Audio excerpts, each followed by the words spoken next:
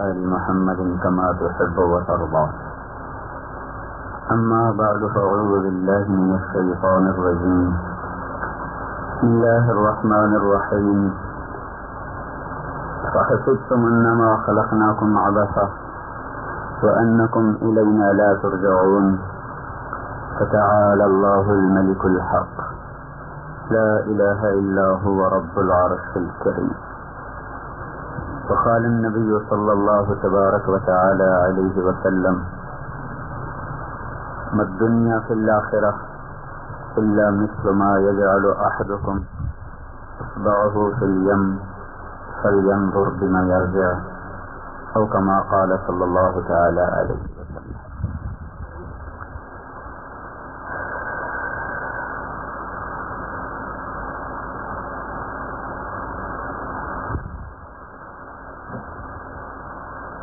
اللہ تبارک و تعالیٰ نے ہمیں پیدا کرتے ہوئے نہ ہم سے کوئی مشورہ لیا، نہ ہم سے پوچھا، نہ ہمیں بتایا. هو الذی خلقکم، بنا دیا. پھر کسی کو مرد بنایا، کسی کو عورت بنایا. فإنا خلقناکم من ذکر وانثی. اب ہم ادھر مرد بیٹھے ہیں، ادھر خواتین ہیں. ہم میں سے نہ کسی نے چاہا، نہ درخواست پیش کی کہ مجھے مرد بنایا جائے، مجھے عورت بنایا جائے. وجعلناکم شعوبا وقبائل. پھر آگے خاندان بھی مختلف کر دیے. کسی نے کوئی درخواست نہیں دی تھی کہ مجھے خاندان میں پیدا کیا جائے. تو ہم دیکھتے ہیں کہ ہم اپنے بننے میں محتاج محض ہیں. اپنے قد میں، رنگت میں، جسمانی ساخت میں، پھر جنس میں، مرد اور عورت ہونے میں، پھر خاندان میں. اس میں جب ہم نے آنکھ کھولی تو ہمیں پتہ چلا کہ بھئی میں لڑکا ہوں، میں لڑکی ہوں، میرا یہ خاندان ہے، میری یہ شکل ہے. پھر جب تھوڑا سا شعور بیدار ہوا تو دائیں بائیں ایک کائنات نظر آئی. ایک جان وہ تھا جس میں 9 مہینے گزارے، اس کو تو پتہ ہی نہیں تھا. پھر جب اس جہان میں آیا تو بڑا خوبصورت نظر آیا. وادیاں بھی ہیں، پہاڑ بھی ہیں، سبز پوش بھی ہیں، سفید پوش بھی ہیں، سیاہ پوش بھی ہیں، برف سے ڈھکے ہوئے، سبزے سے ڈھکے ہوئے، کالی چادر، سیاہ پہاڑ، بڑے بڑے میدان، پھر کہیں پھول، کہیں پرندے، کہیں چہچہاہٹ، کہیں مہک. یہ سارا ایک نظام جب دیکھا تو دل لگنے لگا، رہنے کو جی چاہنے لگا.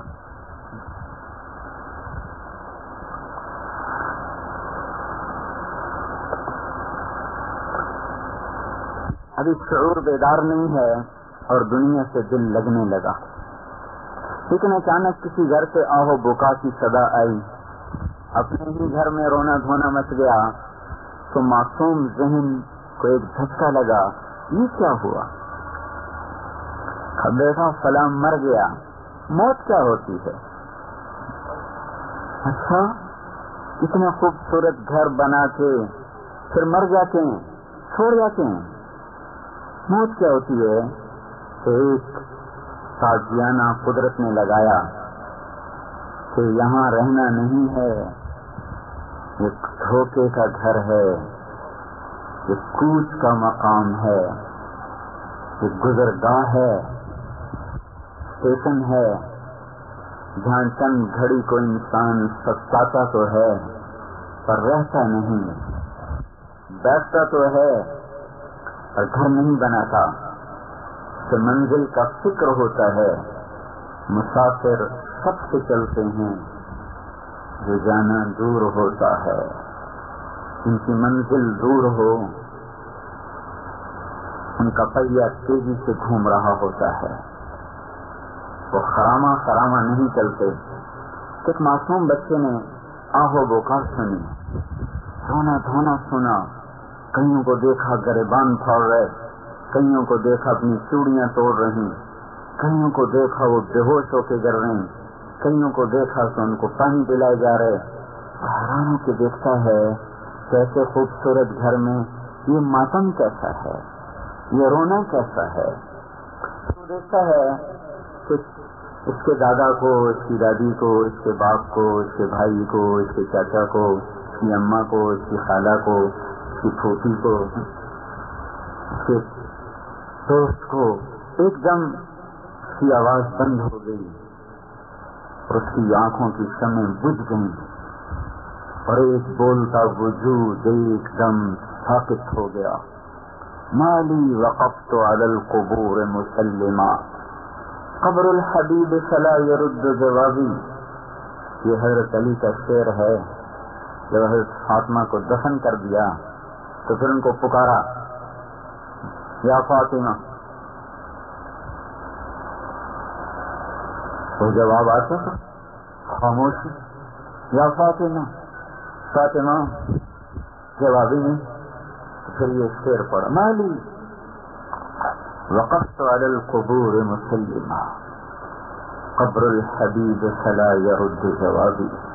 یہ کیا ہوا کہ وہ فاطمہ جسے میں نے کبھی رات میں پکارا تو اس نے لبیک کہا، سوتی کو پکارا تو اٹھ کے بیٹھ گئی، کام کرتی کو بلایا تو کام چھوڑ کے آ گئی، گرمی میں سردی میں بلایا تو لبیک کہہ گئی. آج میں بلا رہا ہوں جواب ہی نہیں آ رہا. کیا ہوا؟ قبر الحبیب فلا يرد جوابی. یہ تو میری محبوب تھی، آج اس کا جواب کیوں نہیں آ رہا؟ اوہو پتہ چل گیا. لكل اجتماع من خلیلین فرقة وكل الذي قبل الممات قلیل. پتہ چل گیا کہ یہ دنیا کی زندگی دھوکہ ہے، اور میں اور وہ جو یہاں رہے تھے کبھی تو مل بیٹھے بھی نہ تھے کہ جدائی ہو گئی، اور موت نے ہمیں جدا کر دیا اور اسے مٹی میں دبا دیا، اور میں زندہ کھڑا ہوں. مجھ پر یہ راز کھل گیا. ان افتقادی احمد بعد فاطمہ، ان افتقادی فاطمہ بعد احمد دلیل علی الا یدوم خلیل. مجھے پتہ چل گیا کہ پہلے میں نے اپنے ہاتھوں سے محمد مصطفیٰ صلی اللہ علیہ وسلم کو کھویا، پھر آج فاطمہ بھی کھو گئی مجھ سے، تو مجھے پتہ چل گیا کہ یہاں کوئی دوستی سلامت نہیں، کوئی گھر سلامت نہیں. یہ گھر کتنے شوق سے بنا پڑا ہے، لیکن کتنی حسرت کی بات ہے کہ چند دنوں کے بعد یہاں سے لوگ چھوڑ چھوڑ کے جانا شروع ہو جائیں گے، اور مٹی اور کیڑوں کے گھر میں جا کے ان کے اپنے ہی ان کو دبا دیں گے. کوئی ان کی ہائے ہائے بھی نہیں سنے گا کہ ہم نے اتنے ارمانوں سے گھر بسایا، ایک ایک پودے کا انتخاب کر کے لگایا، مجھے کہاں لے جا رہے ہو؟ ہاں یہی دنیا کی ریت ہے. مرنے والوں کو کوئی گھر میں نہیں رکھا کرتا. یہاں زندوں کے لیے مقام ہے، مرنے والوں کے لیے نہیں ہے. جاؤ جاؤ کأن لم تکن بینی و بینک خلۃ ولا حسن ود مرۃ فی التبادل. ایک دن ایسا آئے گا کہ اس گھر بنانے والے کو کوئی یاد بھی نہیں کرے گا کہ کسی نے یہ گھر بنایا تھا. خبریں ہی بھول جائیں گی، نام بھول جائیں گے، یہ بھی بھول جائے گا کہ کبھی مل کے بیٹھے تھے، کبھی مل بیٹھے ہوں، یہ بھی بھول جائے گا. اس جہان کی وقت شرفت یعنی فطرت وہ بے وفائی ہے، اور اس جہان کی فطرت بھول جانا ہے. اس جہان کی فطرت مٹنا ہے، بچنا نہیں ہے. تو میں تو مرتے مرتے بچا. ارے ایک دن بچتے بچتے مر ہی جاؤ گے بھائی، کب تک ہو گے مرتے مرتے بچا؟ ایک دن تو بچتے بچتے مر ہی جاؤ گے. وہ دیکھو جنازے اٹھ رہے ہیں، ایک دن ہم بھی اٹھا دیے جائیں گے.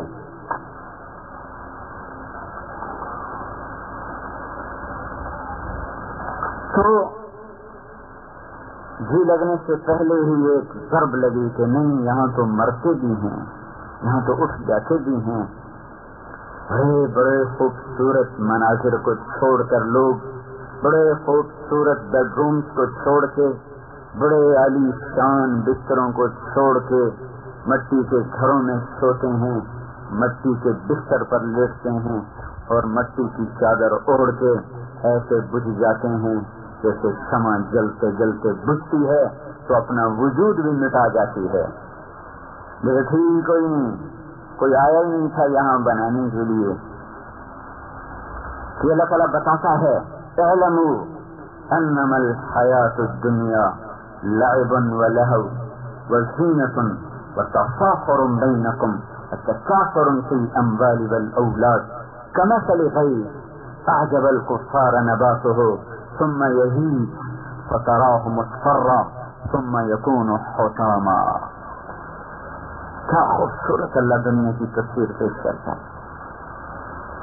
کیا تم دیکھتے نہیں ہو کہ ایک کاشتکار کیسے کھیتی کو تیار کرتا ہے، وہ سرسبز ہوتی ہے، وہ لہلہاتی ہے، پھر ایک دم اچانک وہ پیلی ہونی شروع ہوتی ہے، پھر خشک ہونا شروع ہوتی ہے. تو کل تک جو کاشتکار خود ہی ڈنڈے لے کر چڑیوں کو بھگا رہا، کوے بھگا رہا، بچے بھگا رہا، کیا دیکھا اسی کاشتکار کے ہاتھ میں گرانٹی ہے اور اس کے ایک ایک پودے کو کاٹتا جا رہا ہے، کاٹتا جا رہا ہے، کاٹتا جا رہا ہے، کاٹتا جا رہا ہے. تو ایک ایک پودے کو پانی دیا تھا، اسی کو پھر اس کے اوپر تھریشر چلا رہا ہے اور اس کو پرزے پرزے کر کر اس میں سے دانے کو نکال رہا ہے. اپنی بنائی کھیتی کو جیسے کاشتکار خود ہوا میں اڑا دیتا ہے، ایسے ہی ان بنے ہوئے گھروں سے تم اس طرح اڑا دیے جاؤ گے جیسے گندم کا بھوسا اڑا دیا جاتا ہے. پچھلوں کو کوئی پرواہ نہیں ہوگی، کون آیا تھا، کس نے بنایا تھا. چنگیز خان نے کہا ہاں میری اولاد بڑے بڑے ملکوں پہ حکومت کرے گی، بڑے بڑے محلوں میں رات گزارے گی، اور انہیں یاد بھی نہ ہوگا کہ کوئی بوڑھا ان کے لیے اپنے خون دے کر یہ حکومت بنا گیا.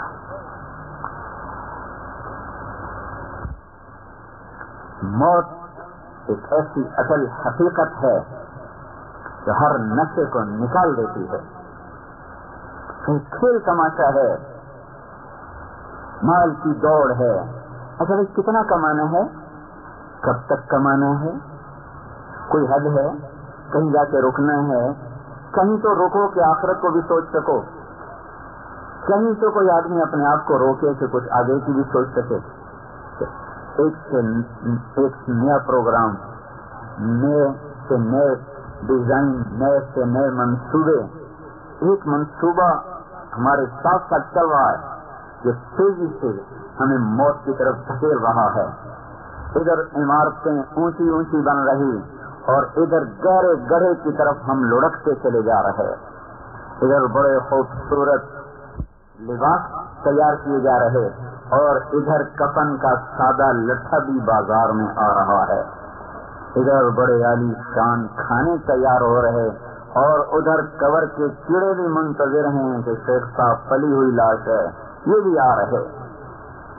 آپ غور کیوں نہیں کرتے کائنات میں یہ کتنی عبرت کی زندگی ہے. ایک دم آنکھ کھلتی ہے، یہ کیوں مر گیا، یہ کہاں جا رہا ہے، اس کو اتنے خوبصورت گھر سے کیوں لے جا رہے ہیں، موت کیا ہے. تو پھر پتا چلا کہ یہ جہان تو چھوڑ کے لوگ چلے جاتے ہیں. تو کیا آگے کوئی زندگی ہے کہ بس یہی کچھ ہے، مر گیا، چند دن روئے ہم، پھر ہم نے بھلا دیا. آپ دیکھتے نہیں تو کہتے ہیں اس کے بغیر کیا ہوگا، دیکھتے ہیں کہ اسی کے بغیر سب کچھ ہی ہو رہا ہوتا، تو کہتے ہیں اس کے بغیر تو ہماری زندگی تاریخ ہو گئی. وہ دیکھتے ہیں اسی گھر میں رات کو چراغاں ہوتا ہے جیسے یہاں کبھی کوئی مرا ہی نہیں تھا.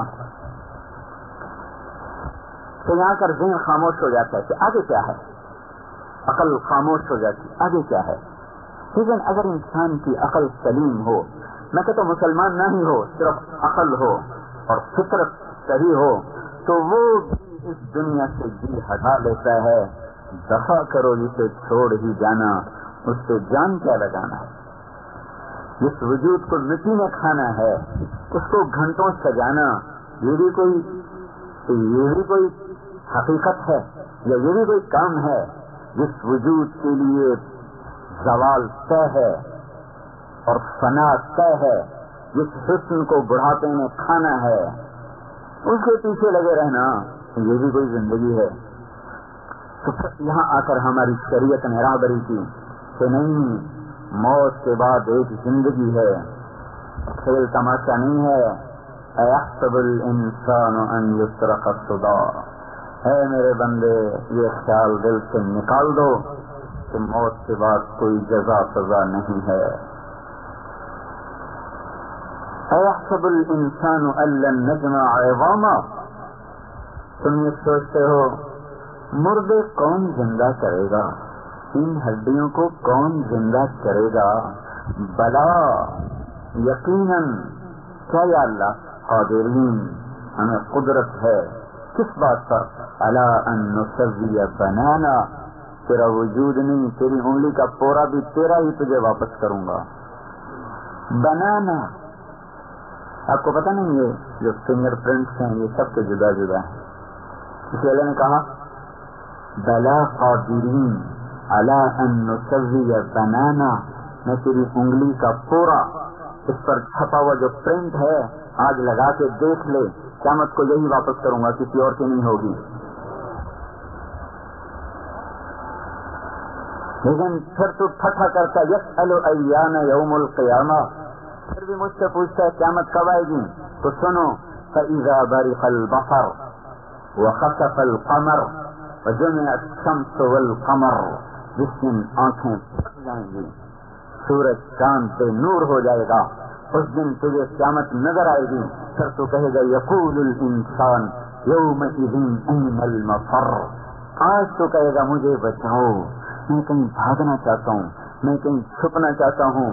کلا، دن گئے بھاگنے کے، دن گئے شہید کالونی اور ہے اور میدان محشر اور ہے۔ الی ربک یومئذ المستقر، آج تیرے قدموں کو زمین نے پکڑا ہوا ہے، یہ ہل نہیں سکتے، زمین پکڑ لے گی۔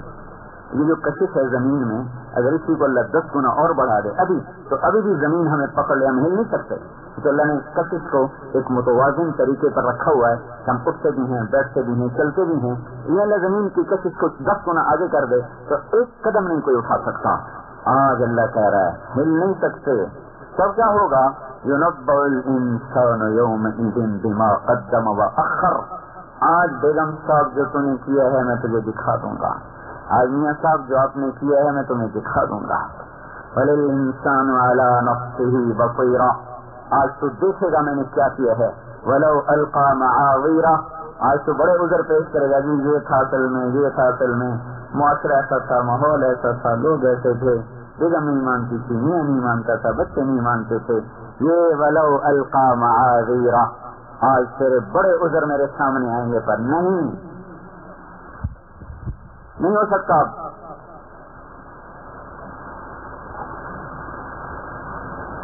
تو موت کے بعد کیا ہے؟ ان یوم الفصل کان میقاتا، وہ ایک مقرر دن ہے۔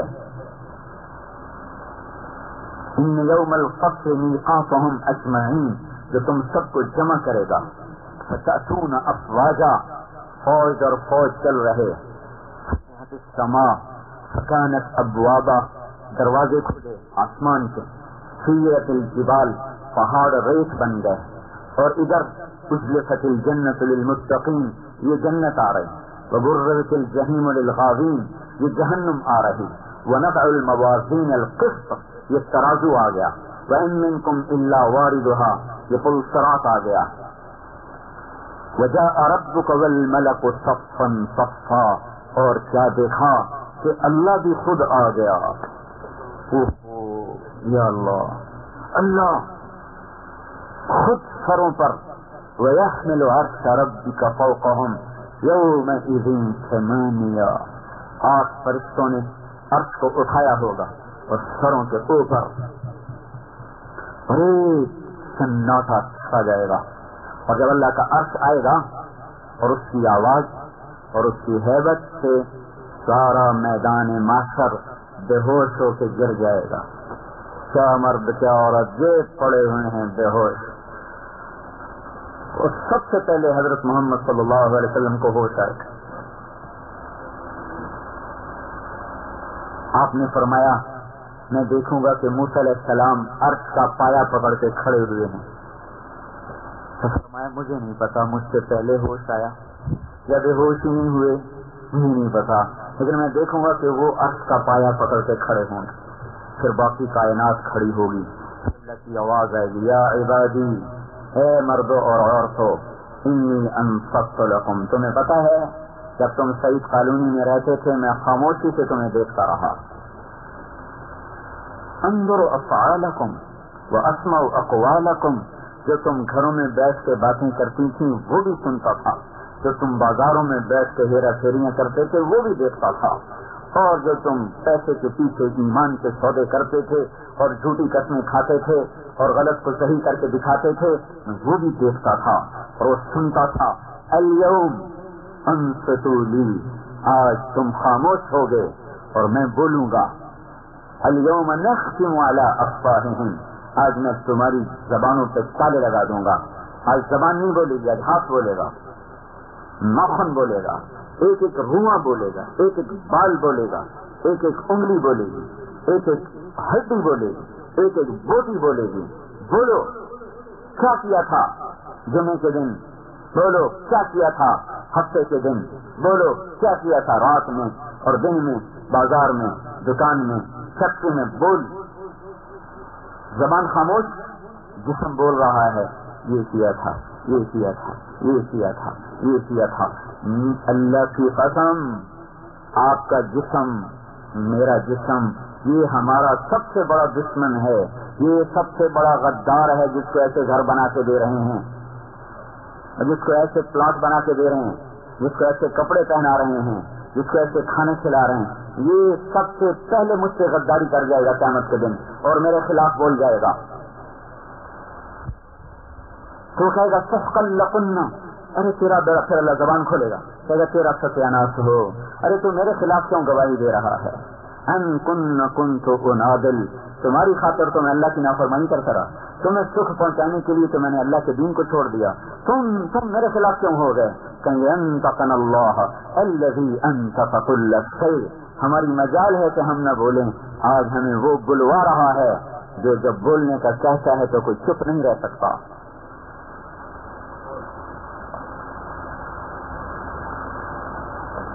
آج کامیابی اور ناکامی کا پتہ چلے گا، سعید کا مطلب سمجھ میں آئے گا، سعید کسے کہتے ہیں اور شقی کسے کہتے ہیں۔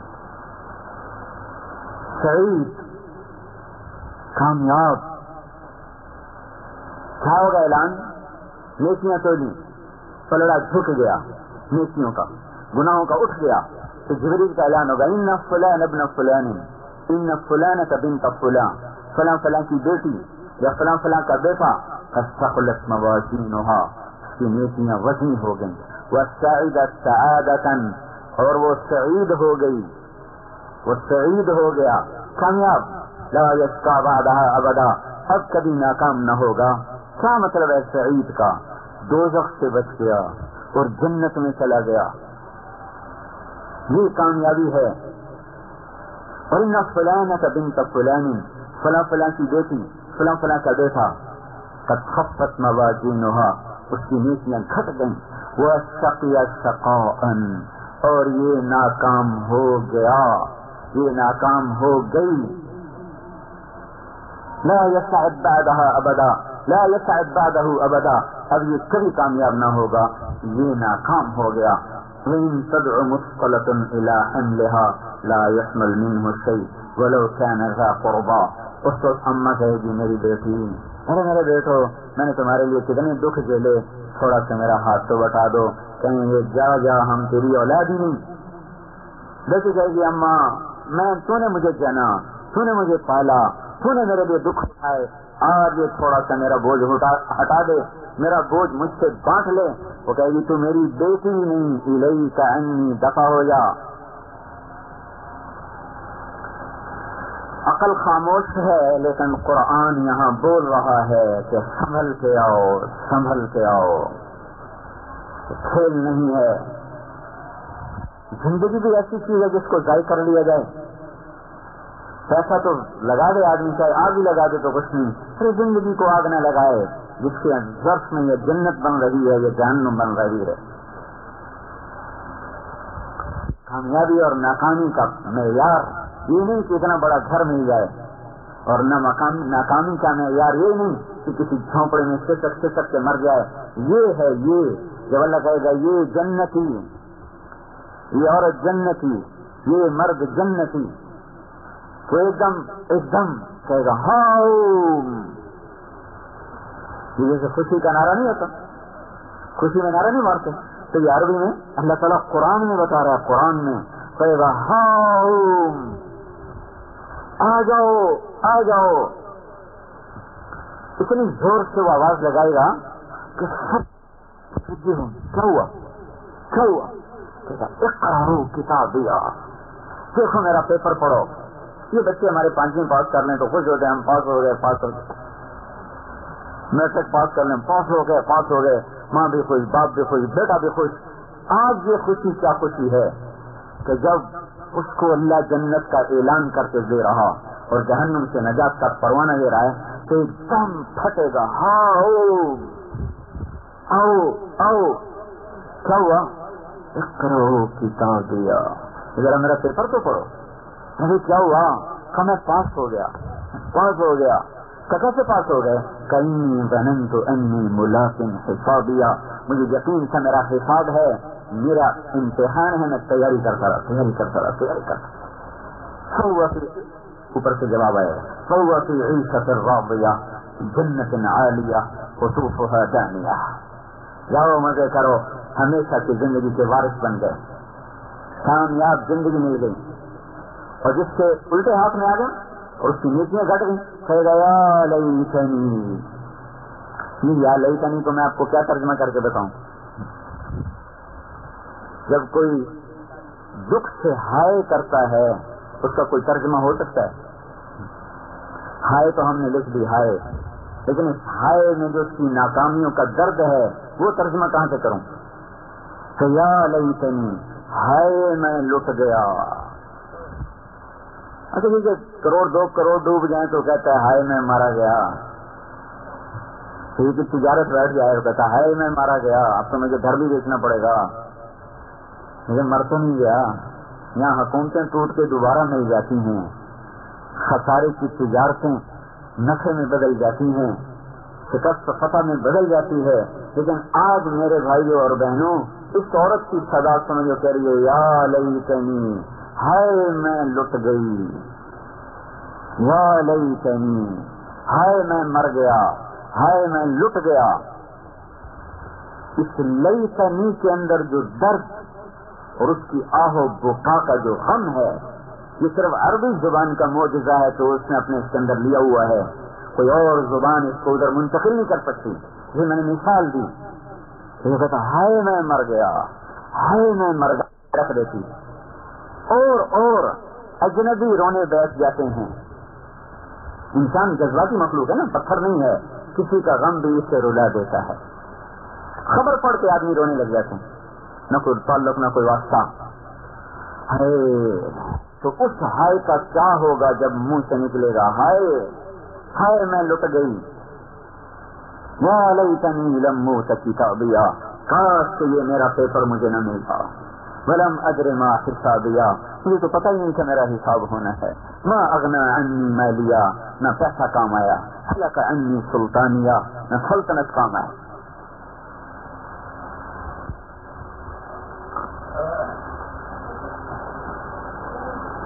یہ خبر اگر اللہ کا رسول نہ ہوتا اور قرآن نہ ہوتا تو آج پوری دنیا جانوروں سے بدتر ہوتی. دعا دیں حضرت محمد صلی اللہ علیہ وسلم کو، جنہوں نے پیٹ پہ پتھر باندھ کے اپنی امت کو یہ پیغام پہنچایا، اور ان صحابہ کو اور ان کی بیویوں کو جنہوں نے اپنے جذبات کو اپنی قبروں میں ہی اپنے ساتھ دفن کر دیا اور اگلی نسل تک اللہ تعالیٰ کا پیغام پہنچایا. تبلیغ کا جو یہ کام ہو رہا ہے یہ کوئی جماعت نہیں ہے، تبلیغی جماعت. یہ اس بات کی محنت ہے کہ ہم آخرت کے لیے کچھ زادرہ اکٹھا کر لیں، کچھ اپنی آخرت کی تیاری کر لیں، آخرت کا سودا ساتھ لے لیں. قیامت کا مالدار وہ ہوگا جس کے پاس ایمان اور عمل کا بڑا سرمایہ ہوگا. قیامت کا مالدار، قیامت کا فقیر وہ ہوگا جس کے پاس ایمان اور عمل کا سرمایہ ٹوٹا ہوا کھوٹا ہوگا یا خسارے کا ہوگا.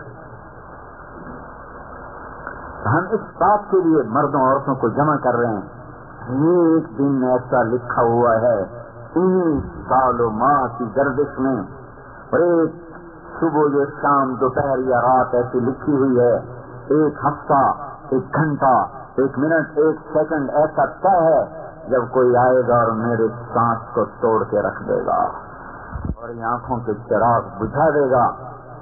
ایک دن ایسا ہے انہی دنوں میں ہے. اسی ہفتے کے دن میں ایک دن ہے، اسی سال کی گردش میں ایک سال ہے. اسی ڈھلتی شام اور ابھرتے دن کا ایک دن یا شام ہے جب ہماری زندگی کی شام ہو جائے گی. سر میں درد ہو تو ہم نہیں کہتے ہیں جو ہوگا دیکھا جائے گا، فوراً گولی کھاتے ہیں. کوئی مسئلہ کاروباری آ جائے تو ہم نہیں کہتے جو ہوگا دیکھا جائے گا، فوراً ہم حساب کتاب جوڑتے ہیں. کتنا بڑا مسئلہ ہے، موت آ رہی ہے، یہ کتنی بڑی نادانی ہے کہ کہہ دیا جائے جو ہوگا دیکھا جائے گا. ارے نہیں بھائی اور بہنوں، یہ وہ گھاٹی ہے جس نے بڑے بڑوں کو رلا دیا.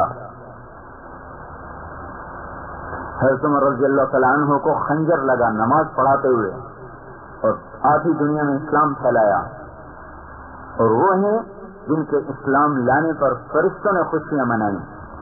اور جب موت کا وقت آیا تو سر بیٹے کی گود میں تھا کہ مجھے زمین پہ رکھ دے، زمین پہ رکھ دے، زور سے کہا. تو انہیں جلدی سے سر زمین پہ رکھ دیا تو اپنی گالوں کو مٹی میں یوں رکھ دیا اور ایسے ایسے رگڑنے لگے. قویل لک یا عمر ان لم یغفر لک ربک، اے عمر تو برباد ہو گیا اگر تیرے رب نے تجھے معاف نہ کیا. بلا عمر تو وہ ہے جس کی بخشش مرنے سے پہلے اس کو سنائی جا چکی ہے. اس کے باوجود یہ حال ہے کہ اے عمر تو لٹ گیا اگر تیرے رب نے تجھے معاف نہ کیا.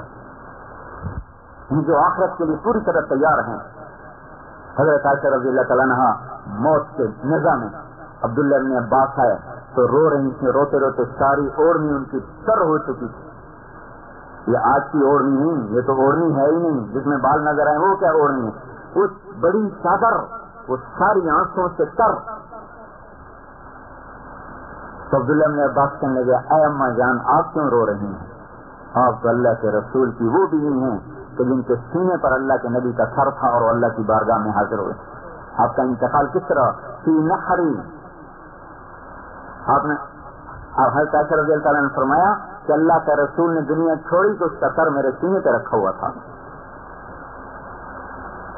اس حال میں آپ کیوں رو رہے ہیں؟ آپ تو اللہ کے رسول کی سب سے محبوب بیوی ہیں کہ عبداللہ ان باتوں سے مجھے دھوکہ نہ دے، کاش کہ میں کچھ بھی نہ ہوتی. الکیس من دان نفسہ وعمل لما بعد الموت، سمجھدار ہے جو موت کی تیاری کرے. اس لیے اللہ نے ہمیں حضرت محمد صلی اللہ علیہ وسلم کی ذات نمونہ دی ہے. سارے عالم، سارے انس، سارے جنات، سارے بحر و بر کے نبی بن کر آئے اور اللہ تعالیٰ کے محبوب ترین حبیب اللہ. حبیب کے مقام کو جیسے ہم اللہ کو نہیں سمجھ سکتے، ایسے ہی حبیب کے مقام کو ہم نہیں سمجھ سکتے.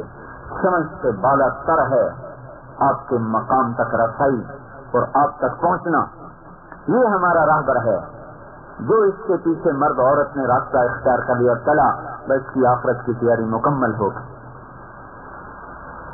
اس کی طرف ہم بلا رہے ہیں کہ اپنی زندگی کو حضرت محمد صلی اللہ علیہ وسلم کے مبارک طریقے میں لے آئیں.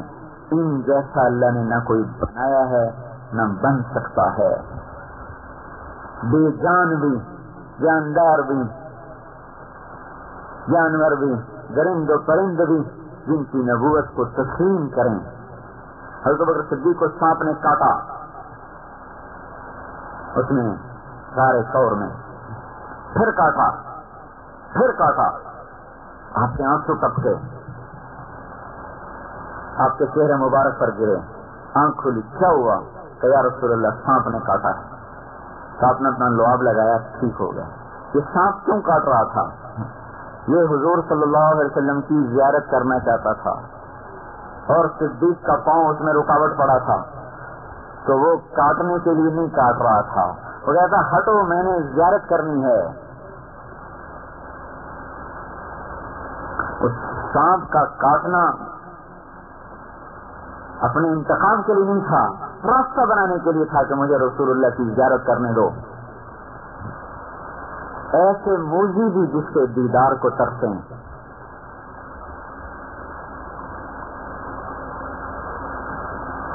اس کی زندگی آج شہید کالونی سے اٹھا کے کوڑے کے ڈھیر پہ پھینک دی گئی. ہم صرف اس کو رسول مانتے ہیں، اس کی زندگی اپنانے کے ہم قابل نہیں. اگر ہم نہیں تو پھر اور کون ہے؟ اگر ہمارے اندر محمدیت نہیں ہے تو پھر کس کے لیے ہے؟ اس کے وجود کو اتنی طاقت ہے کہ یوں پرواز ہوئی بیت اللہ سے بیت المقدس سے براق کو چھوڑ دیا اور پہلے آسمان تک پرواز ہے. نہ کوئی راکٹ نہ کوئی سواری. سلمان بن عبدالعزیز ریاض کا گورنر، تو اس کو جماعت میں لی ہماری، میں نہیں ہمارا کوئی عرب تک. تو سلمان کہنے لگا جو گورنر ریاض، میرا بیٹا پہلا عرب ہے جو خلا میں گیا ہے. وہ راکٹ پہ گیا تھا امریکہ. تو ہمارا ایک ساتھی کا عرب قطر کا، کہنے لگا نہیں صرف تم سے پہلے ایک عرب گیا ہے. تو بادشاہوں کی بات کاٹنا کوئی آسان بات ہے؟ وہ تو غصے سے کامنے لگا، کون میرے بیٹے سے پہلے گیا ہے؟ کہ رسول اللہ تجھ سے پہلے تیرے بیٹے سے بھی پہلے خلاؤں کو چیر گئے.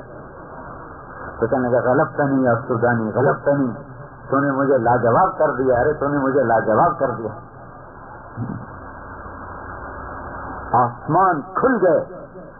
وہاں اس کے پیچھے نہ چلیں. کتنی عجیب بات ہے، ان کے طریقوں میں شرم محسوس کر رہے، اور جو ہیں جانور ان کے طریقوں پر چلنا عزت محسوس کیا جا رہا. کیا عجیب جہان ہے. ان انسانوں کو اللہ تعالیٰ انسان ہی نہیں کہتے، جانور ہیں. اولئک کالانعام، جانور ہیں. بل ہم اضل، جانور سے بھی بدتر. ان کے پیچھے تو بھاگ رہے، اور جن کو یہ اللہ کہہ رہا ہے. پرواز دیکھو، پہلے آسمان اور آدم علیہ السلام نے آگے بڑھ کے استقبال کیا. 7 آسمان مزین کر دیے گئے، جنت تک مزین ہو گئی کہ آج رسول اللہ صلی اللہ علیہ وسلم کی آمد ہے. پھر وہاں سے دوسرا آسمان، اور زکریا علیہ السلام اور عیسیٰ علیہ السلام نے استقبال کیا. پھر وہاں سے تیسرا آسمان، یوسف علیہ السلام نے استقبال کیا. پھر چوتھا آسمان، ادریس علیہ السلام نے استقبال کیا. پھر 5واں آسمان، ہارون علیہ السلام نے استقبال کیا. پھر 6واں آسمان، موسیٰ علیہ السلام نے استقبال کیا. پھر 7واں آسمان، ابراہیم علیہ السلام. 7واں آسمان پر بیت اللہ دیکھا، جس کی ٹیک لگا کے ایک بڑے میاں ایسے گوٹ مار کے بیٹھے ہوئے، تو ہے داڑھی ایسے بیٹھے، وہ نہیں اٹھے، باقی سارے اٹھتے رہے، استقبال کرتے رہے، آگے بڑھ کے آتے رہے. لیکن جب وہاں پہنچے تو ویسے ہی بیٹھے. تو انہوں نے جبریل علیہ السلام نے پوچھا یہ کون ہے؟ کہا یہ آپ کے باپ ابراہیم، آپ کے دادا ابراہیم ہیں. تو جب قریب آئے تو کھڑے ہو کہا مرحبا بالابن الصالح، مرحبا میرا بیٹا آ گیا، میرا بیٹا آ گیا. اور ابن اسلام نے آپ کے ماتھے کو چوما اور پھر آگے روانہ کر دیا. اور سدرۃ المنتہا پہ پہنچ کے جبرائیل کی طاقت بھی ختم ہو گئی. بس یا رسول اللہ، اس سے آگے آج تک کوئی نہیں گیا. میں بھی ایک بالش سے اوپر اٹھ جاؤں تو میرا وجود ہی نہ رہے، جل کے خاک ہو جاؤں. کتنا بڑا وجود ہے ان کا.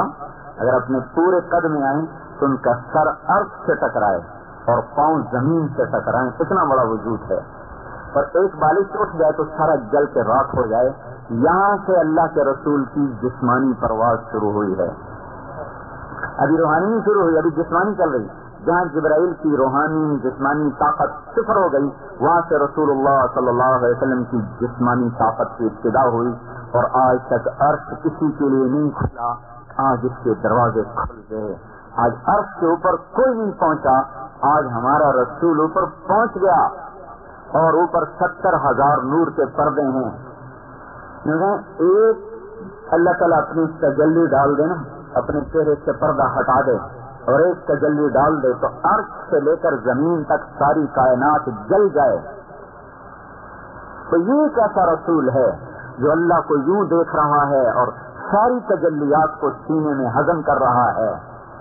یہ کیسا رسول ہے جس کا سینہ عرش سے بھی زیادہ وسیع ہے؟ عرش تو سکڑ جائے اور اللہ پاک کی تجلیات کو سہ نہ سکے۔ یہ ہمارا رسول کیسا رسول ہے کہ جو عرش سے بڑا سینہ رکھے کہ تجلیات الہیہ کو سب اندر سمو گئے۔ موسیٰ علیہ السلام سے ایک تجلی پڑی تھی اور وہ بھی سیدھی نہیں پڑی، پہلے پڑی طور پر، طور سے آئی آپ پر، طور سے ادھر، تو موسیٰ علیہ السلام کو 40 دن ہوش نہیں آیا، بے ہوش پڑے رہے۔ اور یہاں ذات ہی سامنے ہے، اور سامنے کیا ہے؟ بات ہو رہی ہے، السلام علیک ایھا النبی ورحمۃ اللہ وبرکاتہ، اے میرے محبوب تجھے تیرا رب سلام پیش کرتا ہے۔ کیا کہنے اور آگے آپ نے کہا السلام علینا، قربان جائیں کہ انہوں نے اس مقام پر بھی ہمیں نہیں بھلایا، اتنے عظیم مقام پر کھڑے ہوئے تھے پھر بھی اپنی امت کو نہیں بھولے۔ السلام علینا، اے اللہ میرے اوپر بھی ہو، وعلی عباد اللہ الصالحین، اور تیرے نیک بندوں پر بھی ہو جو میری امت میں سے ہیں، ان کو بھی ساتھ شامل کر لیا۔